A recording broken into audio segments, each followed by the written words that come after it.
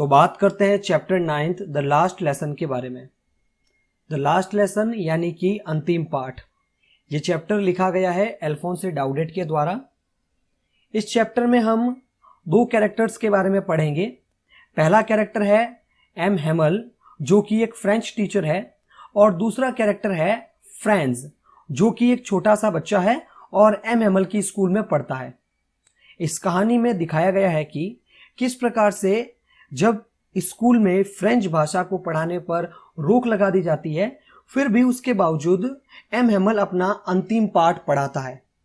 न केवल पढ़ाता है बल्कि बच्चों को उसके बारे में नॉलेज भी देता है, और साथ ही साथ में पेट्रियोटिज्म यानी कि देशभक्ति के बारे में भी बात करता है। यही कारण है कि इस चैप्टर का नाम द लास्ट लेसन दिया गया है।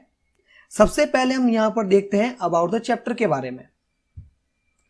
The pros the last lesson written by Alphonse Daudet narrates about the year 1870 when the Prussian forces under Bismarck attacked and captured France।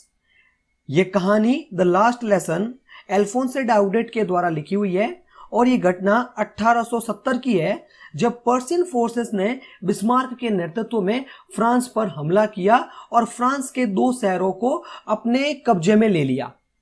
The French district of Alsace and Lorraine went into Persian hands। इसी के चलते France के दो शहर अल्सैक और Lauren Persian हाथों में चले गए। The new Persian ruler discontinued the teaching of French in the schools of these two districts। अब पर्शिया के जो रूलर थे यानी नए शासन करने वाले, उन्होंने फ्रांस के दो शहर अल्सैक और लॉरेन में फ्रेंच भाषा के पढ़ाने पर रोक लगा दी। The French teachers were asked to leave. और फ्रेंच के अध्यापकों से कहा गया कि आप स्कूल छोड़कर चले जाए। The story describe the last day of one such French teacher M Hamel. ये कहानी इसी प्रकार के एम हेमल के बारे में है जो कि एक फ्रेंच का टीचर था। M Hamel had been transferred and could no longer remain in his school. M Hamel का भी ट्रांसफर हो चुका था और वो इस स्कूल में नहीं पढ़ा चुका था। Still he gave last lesson to his students with utmost devotion and sincerity as ever। लेकिन उसके बावजूद भी एम हेमल ने अपने बच्चों को बड़ी श्रद्धा से और बड़ी विनम्रता से अपना अंतिम पाठ पढ़ाया। The story depicts the pathos of the whole situation। ये कहानी उसी करुण स्थिति के बारे में बताया गया है, about how people feel when they don't learn their own language। कि जब व्यक्ति अपनी ही भाषा को नहीं सीख सकता है और उनसे अपनी भाषा के बोलने का या उसके सीखने का अधिकार छीन लिया जाता है, तो उस स्थिति में कैसा लोग व्यवहार करते हैं या कैसी उनकी मानसिकता होती है, उस मानसिकता को इस चैप्टर में लेखक ने बताया है। And then losing an asset in M Hemal.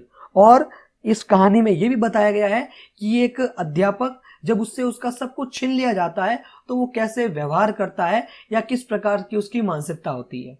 कहने का मतलब है इस चैप्टर का नाम द लास्ट लेसन दिया गया है क्योंकि इन 1870 when Persian forces under Bismarck attacked and captured France, क्योंकि 1870 में पर्शियन फोर्सेस ने बिस्मार्क के नेतृत्व में फ्रांस पर हमला किया और फ्रांस के दो शहर अल्सैक और लॉरेन को अपने कब्जे में ले लिया, जिसके चलते एक नियम लाया गया कि अल्सैक और लॉरेन में फ्रेंच भाषा अब नहीं पढ़ाई जाएगी।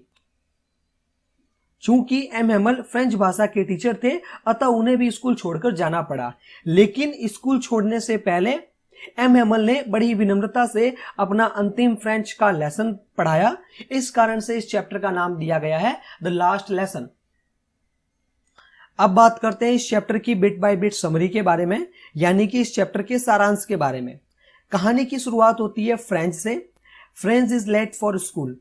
फ्रेंच जो कि विद्यालय के लिए देर हो जाती है उसको।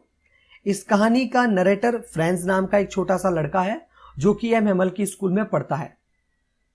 Franz is a young boy. He was late for school and he was afraid. Franz जो कि एक छोटा सा बच्चा था, वो उस दिन स्कूल जाने के लिए देर हो जाती है उसको। He was afraid. अब उसको डर लग रहा है। The teacher had asked the peoples to come prepared with participles. French के टीचर ने अपने सभी स्टूडेंट से कहा था कि वो पार्टिसिपल्स पर क्वेश्चन आंसर्स तैयार करके आए क्योंकि वो उस पर कुछ क्वेश्चंस उन्हें पूछेगा। But Franz had not learn the lesson. लेकिन फ्रांस ने चूंकि वो पाठ नहीं पढ़ा था इसलिए उसे डर लग रहा था। He was sure the teacher MML would be angry. उसे डर था कि MML उस पर गुस्सा हो जाएंगे और उसे डांटेंगे। He was also afraid of his ruler. वो उसके भयानक डंडे से भी डर रहा था। इसलिए उसने डिसाइड किया कि मैं आज स्कूल नहीं जाऊंगा। It was a fine day. वो दिन काफी अच्छा था। He was tempted to play and enjoy himself in the open field. वह खुले खेत में खेलकर अपने आप को आनंदित करना चाहता था और ये उसको काफी अच्छा लग रहा था। बट ही डैड नॉट, लेकिन ये करने का उसमें साहस नहीं था।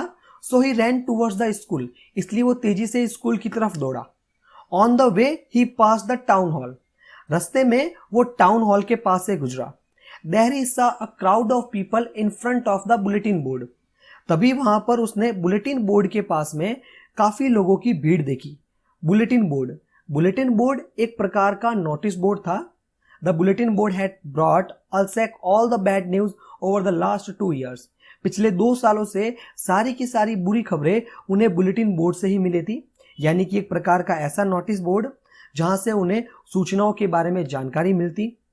ही presumed there must be worse news, उसने सोचा कि शायद अब कौन सी बुरी खबर आई है।